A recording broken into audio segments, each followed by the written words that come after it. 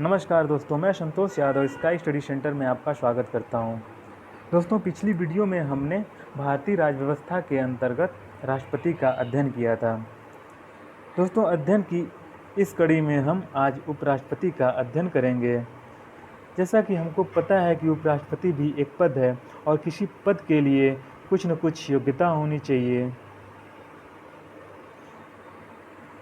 कुछ न कुछ उसकी सिलेक्शन प्रक्रिया होनी चाहिए। अगर व्यक्ति सेलेक्ट हो जाएगा तो उसको कोई ना कोई शपथ दिलाएगा, अर्थात यहाँ पे नियुक्ति देगा। अगर व्यक्ति शपथ ग्रहण कर लिया है तो उसको कार्य करने का कुछ न कुछ अधिकार प्राप्त हो जाएगा। अगर व्यक्ति कार्य करेगा तो उसको वेतन मिलेगा। अगर व्यक्ति पद पर रहते हुए पद का दुरुपयोग करेगा तो उसको हटाया जाएगा। इन्हीं सबों से संबंधित उपराष्ट्रपति के भी अध्ययन के विषय हमारे यही हैं। जैसे उपराष्ट्रपति पद की क्या योग्यता होनी चाहिए, उसके निर्वाचक मंडल और निर्वाचन की प्रक्रिया कैसी होगी, इसके बारे में अध्ययन करेंगे। उपराष्ट्रपति को शपथ ग्रहण कौन कराता है, इसके बारे में जानेंगे। उपराष्ट्रपति के क्या क्या कार्य अधिकार होते हैं, इसके बारे में अध्ययन करेंगे। उपराष्ट्रपति को कितना वेतन और किस निधि से मिलता है, इसके बारे में अध्ययन करेंगे। उपराष्ट्रपति पद से कैसे हटाया जाता है, इसके बारे में भी अध्ययन करेंगे। सर्वप्रथम हम जानेंगे कि उपराष्ट्रपति पद के लिए चुनाव में भाग लेने के लिए किसी व्यक्ति के पास क्या क्या योग्यताएं होनी चाहिए। तो उस व्यक्ति के पास 4 योग्यताएं होनी चाहिए। जैसे वह व्यक्ति भारत का नागरिक हो, वह व्यक्ति 35 वर्ष की आयु प्राप्त कर लिया हो, अर्थात वह व्यक्ति 35 वर्ष से बड़ा हो, कम न हो। वह व्यक्ति राज्यसभा का सदस्य निर्वाचित होने की योग्यता रखता हो और अंत में वह लाभ के पद पर न हो। अगर कोई व्यक्ति इन योग्यताओं को धारण करता है तो उसको उपराष्ट्रपति के चुनाव में अहर होने के लिए कुछ शर्तों का पालन करना पड़ता है और वो शर्तें निम्नलिखित हैं। जैसे उस व्यक्ति के पास 20 प्रस्तावक और 20 अनुमोदक होने चाहिए और साथ ही साथ उस व्यक्ति को 15,000 रुपये की जमानत राशि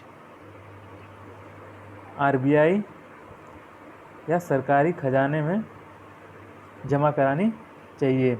अगर कोई भी व्यक्ति उन योग्यताओं के साथ साथ इन शर्तों का पालन करता है तो वह उपराष्ट्रपति के चुनाव के लिए अहर माना जाएगा। दोस्तों, अब हम जानते हैं कि उपराष्ट्रपति के निर्वाचक मंडल में कौन कौन से सदस्य सम्मिलित होते हैं। तो दोस्तों, यहाँ पे केवल और केवल लोकसभा और राज्यसभा के ही सदस्य सम्मिलित होते हैं। पर यहाँ पे ध्यान दीजिएगा कि यहाँ पे दोनों सदनों के सभी सदस्य सम्मिलित होते हैं। सभी सदस्य तात्पर्य मनोनीत प्लस निर्वाचित सदस्यों से है। दोस्तों, आप थोड़ा सा कंपैरिजन करके पढ़ेंगे तो आपको यह भूलेगा नहीं। जैसे यहीं पे हम अगर राष्ट्रपति के निर्वाचक मंडल की बात करें तो राष्ट्रपति के निर्वाचक मंडल में केवल और केवल निर्वाचित सदस्य सम्मिलित होते थे,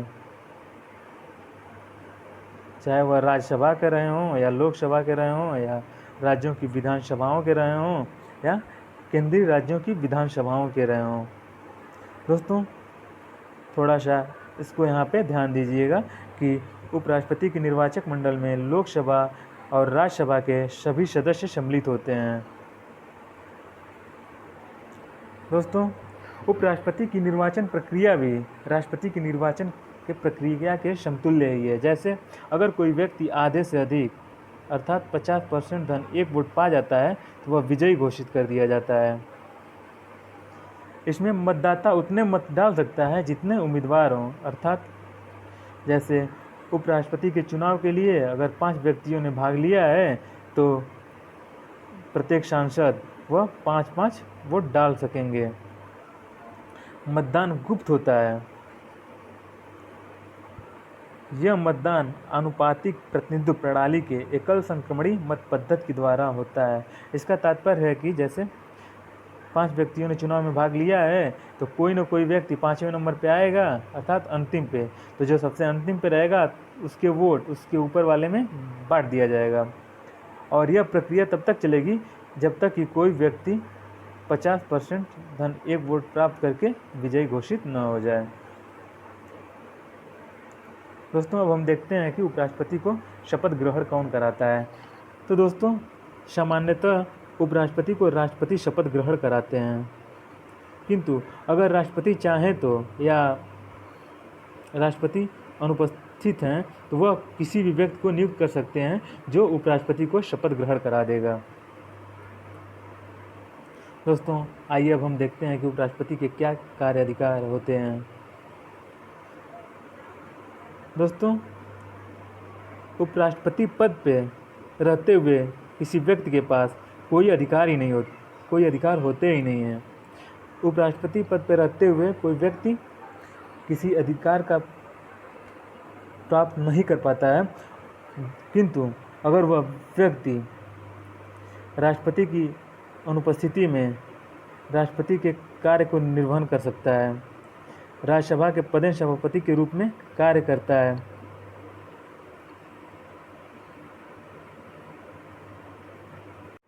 दोस्तों आइए अब देखते हैं कि उपराष्ट्रपति के क्या क्या कार्य अधिकार होते हैं। दोस्तों जनरली व्यक्ति उपराष्ट्रपति पद पर रहते हुए किसी भी अधिकार को धारण नहीं करता है, किंतु अगर राष्ट्रपति का पद रिक्त हो तो वह राष्ट्रपति के रूप में कार्य करेगा। ये उसके कार्य अधिकारों में से एक है। उपराष्ट्रपति राज्यसभा के पदेन सभापति के रूप में कार्य करता है और राज्यसभा के पदेन सभापति के रूप में रहते हुए वह क्या क्या कार्य करता है, जैसे वह राज्यसभा का संचालन करता है, सदन की मर्यादा को बनाए रखता है और अनिर्णय की स्थिति में निर्णायक मत देता है। अर्थात अगर कोई विधेयक राज्यसभा में आता है तो पक्ष और विपक्ष में अगर बराबर वोट पड़े हैं उस स्थिति में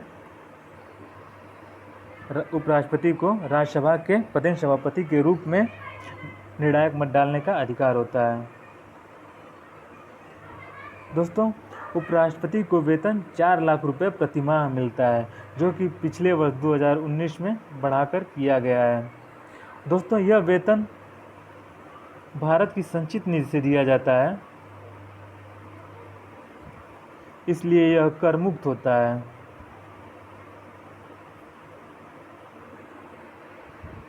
दोस्तों उपराष्ट्रपति पद के लिए वेतन नहीं प्राप्त करता है, यह वेतन उसको राज्यसभा के उपसभापति के रूप में प्राप्त होता है। दोस्तों आइए देखते हैं कि उपराष्ट्रपति को कैसे पद से हटाया जाता है। दोस्तों जैसा कि हम जानते हैं कि उपराष्ट्रपति राज्यसभा का पदेन सभापति होता है, तो यहाँ पे राज्यसभा के 1/4 सदस्यों के द्वारा संविधान की अवहेलना का आरोप लगाकर इसको यहाँ सूचित किया जाएगा, यहाँ प्रेसिडेंट को सूचित किया जाएगा और 14 दिन बाद यह प्रस्ताव राज्यसभा में ही लाया जाएगा। 14 दिन बाद यह प्रस्ताव राज्यसभा में ही लाया जाएगा और राज्यसभा में जैसे जितने सांसद उसमें प्रेजेंट हैं और वोट करते हैं उसका 2/3 या टोटल, मतलब जितने हैं टोटल, अर्थात जैसे राज्यसभा में 250 हैं तो इस 250 का आधा धन 1, मतलब टोटल से आधे से अधिक, इनमें से जो अधिक होगा उसके जरिए ये प्रस्ताव पारित हो जाएगा और ये लोकसभा में जाएगा। अगर लोकसभा ये साधारण बहुमत से यहाँ पारित कर देगी तो उपराष्ट्रपति को पद से हटाया जा सकता है। दोस्तों यहाँ पे ध्यान देने की बात है कि पद से हटाए जाने की प्रक्रिया में लोकसभा के और राज्यसभा के सभी सदस्य भाग लेते हैं। दोस्तों कुछ इम्पोर्टेंट पॉइंट्स हैं, उनको ध्यान में रखिएगा, जो कि यहाँ से क्वेश्चन सीधे पूछे जाते हैं। राष्ट्रपति एवं उपराष्ट्रपति अपना इस्तीफा परस्पर एक दूसरे के नाम संबोधित करते हैं। अर्थात राष्ट्रपति को इस्तीफा देना होगा तो वह उपराष्ट्रपति को देगा और उपराष्ट्रपति को इस्तीफा देना होगा तो वह राष्ट्रपति को देगा। दोस्तों, जैसा कि मैंने आपको बता दिया है कि राष्ट्रपति के रूप में कार्य करते समय उपराष्ट्रपति राज्यसभा के सभापति के पद के कर्तव्यों का निष्पादन नहीं करता। अर्थात अगर उपराष्ट्रपति के पद की रिक्ति है तो अगर उपराष्ट्रपति राष्ट्रपति का कार्यभार संभालना है तो वह राज्य के सभापति का कर्तव्यों का पालन नहीं करेगा और यह कर्तव्यों का पालन राज्यसभा के उपसभापति करते हैं। दोस्तों, अब हम देख लेते हैं कि उपराष्ट्रपति से संबंधित महत्वपूर्ण अनुच्छेद क्या क्या हैं। जैसे इसमें महत्वपूर्ण अनुच्छेदों में अनुच्छेद 63, अनुच्छेद 64 और अनुच्छेद 65। अनुच्छेद 63 के अंतर्गत भारत का एक उपराष्ट्रपति होगा।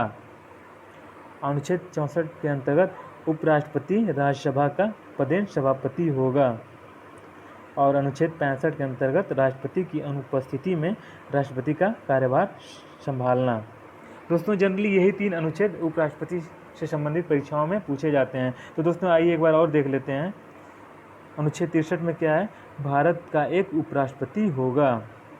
अनुच्छेद 64 में उपराष्ट्रपति राज्यसभा का पदेन सभापति होगा। अनुच्छेद 65 में राष्ट्रपति की अनुपस्थिति में राष्ट्रपति का कार्यभार संभालेगा। दोस्तों, 1 या 2 बार आप ये वीडियो देखेंगे तो आपको ये अनुच्छेद कंठस्थ हो जाएंगे। दोस्तों, आज का सफ़र हमारा इतना ही रहा। दोस्तों, अगर आज की वीडियो आपको पसंद आई हो तो इसको लाइक और सब्सक्राइब करिए और इसको ज़्यादा से ज़्यादा शेयर करिए ताकि और लोग भी इससे लाभान्वित हो सकें।